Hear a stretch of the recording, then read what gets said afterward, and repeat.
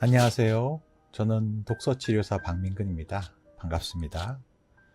이곳은 책을 통해 마음을 들여다보고 소설을 통해 치유의 길을 찾아가는 공간입니다. 우리는 모두 저마다 상처를 안고 살아가죠. 때로는 말로 표현하기 어려운 아픔도 있고요. 아무리 노력해도 쉽게 사라지지 않는 고통도 있습니다. 하지만 그런 순간에도 우리 곁에는 우리를 지켜줄 문학이 있죠. 바로 한 편의 소설이 삶을 지탱해 줄 때가 있습니다. 그리고 어느 날 문득 만난 문장이 잊고 있던 나를 다독여 줄 때가 있습니다.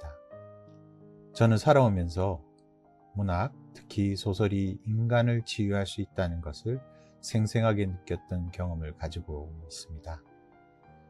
제가 처음 소설의 치유성을 느낀 것은 16살 무렵이었는데요. 처음부터 제 꿈이 문학가는 아니었습니다.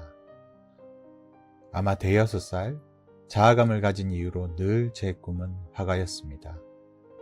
하지만 16살 무렵 여러 가지 이유로 그 오랜 꿈을 접어야만 했는데요. 그때 저는 심한 절망감으로 자살 충동까지 느끼는 심각한 우울증에 빠지고 말았습니다. 당시 미숙했던 저는 별다른 해결책이 없었습니다. 홀로 산속을 헤매거나 소설을 읽는 것만이 유일한 구원이었고 탈출구였습니다. 그때 읽은 헤세의 데미안, 해밍웨이의 노인과 바다, 샬롯 블런트의 제인 에어 같은 소설들이 저를 그 깊은 늪에서 건져주었습니다. 그 후 저는 문학가가 되고 싶다는 희망을 품을 수 있었고 시인이나 소설가 혹은 비평가가 되겠다고 마음먹었습니다. 그 후에는 비록 힘든 나날이었지만 기쁨과 배움, 성장의 시간이 이어졌습니다. 모든 고통은 견딜만 했고요. 힘든 입시 공부도, 끝이 보이지 않는 문학 공부도, 그리고 성에 차지 않는 시와 소설 습작도 모두 다 고통의 축제라 여길 수 있게 되었습니다. 하지만 29살 되던 해 제가 다니던 대학에서는 저로서는 감당하기 힘든 일들이 연이어 벌어졌습니다. 당시 학내 사태에 휘말렸던 저는 학교를 떠나 다른 길을 찾을 수밖에 없는 절망적인 상황이었는데요. 이겨내려고 했지만 또다시 제게는 감당하기 어려운 우울증이 찾아왔습니다. 이제는 벗어나야겠다는 생각마저 사라졌고 끝내 자살을 결심하기에 이르렀습니다. 하지만 그 절망의 끝에서 다시 한번 저를 구한 건 역시 문학이었습니다. 존경하고 사랑하는 소설들이 알려준 치유였습니다. 이 책은 그 경험에서 시작되어 드디어 결실을 맺은 제 자식과도 같은 책인데요. 서구에서 시작된 비블리오 테라피는 우리말로는 독서치료 혹은 문학치료로 번역되는데요. 좀 더 폭넓은 용어로는 독서치료가 맞을 겁니다. 하지만 아무래도 비블리오 테라피의 정수는 문학치료, 그 중에서도 소설을 활용한 소설치료입니다. um베르토 에코는 소설은 모든 것을, 심지어 제대로 죽는 법까지도 가르친다고 한 적이 있죠. 문학이 가진 여러 가지 능력 가운데 으뜸은 역시 치유력입니다. 문학이 발명되고 문학이 융성하면서 비로소 사람들은 우울증이나 절망에 지지 않을 수 있는 하나의 절대 반지를 가질 수 있게 되었습니다. 아무리 절망스러워도 아무리 고통스러워도 문학만 가까이 있으면 우리는 끝내 절망하지도 자살을 생각하지도 우울증에 사로잡혀 무의미한 삶을 살지도 않을 수 있습니다. 문학치료는 몇 가지 중요한 치료 과정을 거치는데요. 먼저 자신이 회피하는 인생의 핵심 문제와 직면하도록 인도합니다. 강제로 그 문제와 직면하게 하는 것은 아니고요. 마치 말이 스스로 물가에 가듯이 부드럽게 이끌어줍니다. 그리고 자신의 삶을 좌지우지하지만 피하고 싶은 문제를 제대로 응시하고 이해할 수 있도록 촉진합니다. 이것을 직면이라고 부르는데요. 우리 내면에는 해야 할 일과 맞서는 저항 심리가 존재합니다. 이때 필요한 것은 그 문제와 직면하는 것 뿐인데요. 자신의 문제를 직면할 때 비로소 우리는 치유되고 성장할 수 있습니다. 그것과 연결되어 문학치료를 통해 우리가 배울 수 있는 최고의 미덕은 운명애입니다.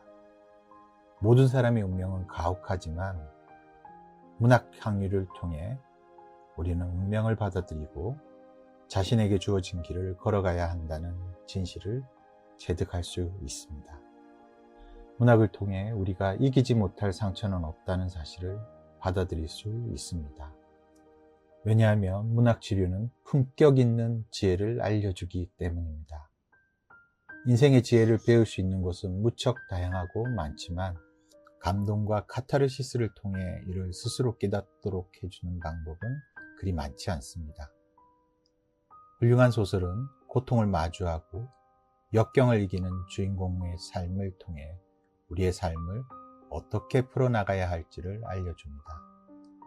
느낌과 상상력, 공감을 통해 우리는 나만의 지혜에 조금씩 서서히 다가갈 수 있습니다. 이는 문학이 주는 통찰을 통해 우리가 얻을 수 있는 가장 커다란 이득입니다. 그럼에도 문학치료가 가진 최고의 효과는 아픈 마음을 치유하는 정서 훈련과 정서 변화, 그리고 정서 강화에 있을 겁니다. 소설을 읽는 동안 우리는 아픔에서 조금 멀어질 수 있습니다. 소설은 마치 진통제처럼 우리에게 상처가 통증을 주지 않도록 유예합니다. 동시에 문학은 우리가 좀 더 감정적으로 유능할 수 있도록 입체적으로 도울 수 있습니다.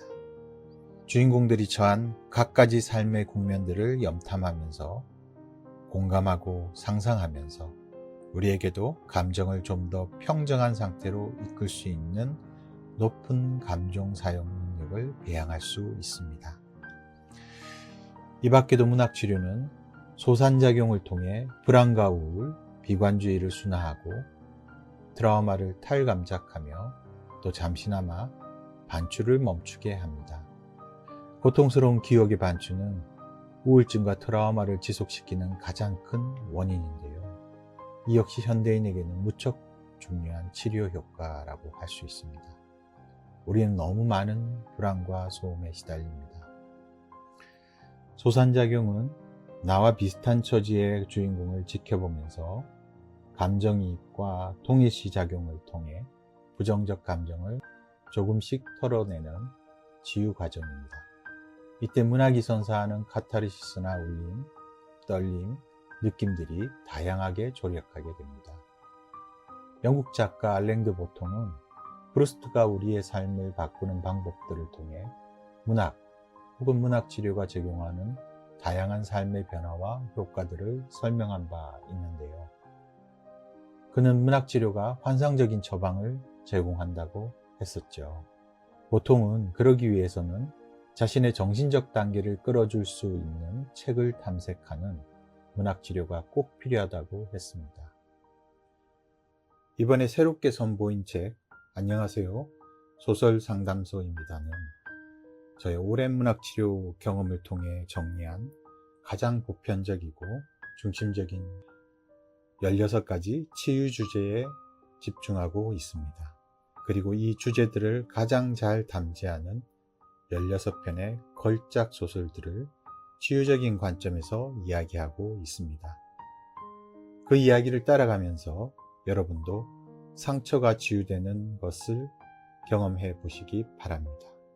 만약 지금 이 주제에 해당하는 고민을 가지고 있다면 이 책과 해당 소설들을 읽으면서 적지 않은 도움을 얻으실 수 있을 겁니다. 이 책이 제공하는 치유의 관점들을 잘 활용해서 소설을 읽어보신다면 여러분들은 여러 시간 상담을 받는 것만큼의 치유 효과를 거둘 수 있을 거라고 자신있게 말씀드릴 수 있습니다. 여러분이 소설을 통해 위로받고 다시 살아갈 힘을 얻을 수 있기를 진심으로 바랍니다. 책 한 권, 한 문장이 여러분의 마음을 어루만지고 길을 잃은 순간에도 조용히 빛이 되어질 수 있기를 바랍니다.